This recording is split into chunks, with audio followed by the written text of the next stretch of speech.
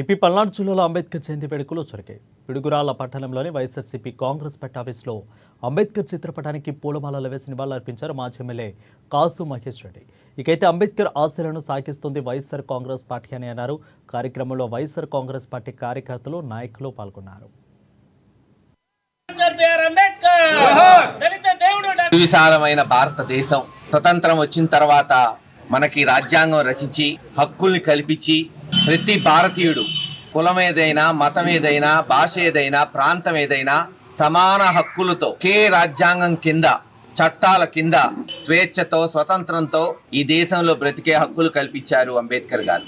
ఆలోచించండి, ఈ సువిశాలమైన భారతదేశం, 28 రాష్ట్రాలు, 8-9 కేంద్ర పాలిత ప్రాంతాలు ఉన్నాయి. రాష్ట్రం ఒక రాష్ట్రం లాగా ఇంకో రాష్ట్రంలో ప్రజలు ఉండరు. ఒకళ్ళకి భాష, ఇంకోళ్ళ భాష వ్యత్యాసం ఉంది, నాగరికత వ్యత్యాసం ఉంది, అలవాట్లు, కట్టుబాట్లు వేరే ఉన్నాయి. కానీ అందరం కలిసి ఒక దేశం కింద ఈ రోజున అభివృద్ధి చెందుతున్న ఈ దేశం ముందుకు పోతుందంటే కారణం ఒకే రాజ్యాంగం.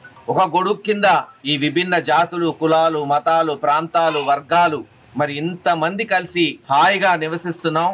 ఎన్నో ఒడుకుదుడుకులు, అనేక కాలాల నుంచి వస్తున్న అనేక ఒడుకుదుడుకులు, అంటరానితనం కావచ్చు, అనేక ఆ రోజు సంఘంలో ఉన్న అనేక అక్రమాలు, అన్యాయాల్ని అధిగమించి ఈ రోజున హాయిగా మనం జీవిస్తున్నామంటే కారణం ఈ రాజ్యాంగం. ఎటువంటి మహనీయుడు అంబేద్కర్ గారు కావచ్చు, జగజీవన్ రామ్ గారు కావచ్చు, ఫూలే గారు కావచ్చు, లేదు మహాత్మా గాంధీ గారు కావచ్చు, అనేక మంది మార్గదర్శకాలు. వాళ్ళు చూపెట్టిన రాజ్యాంగం ప్రకారమే ఈ రోజు రాష్ట్రాలు, ఒక ఎంపీ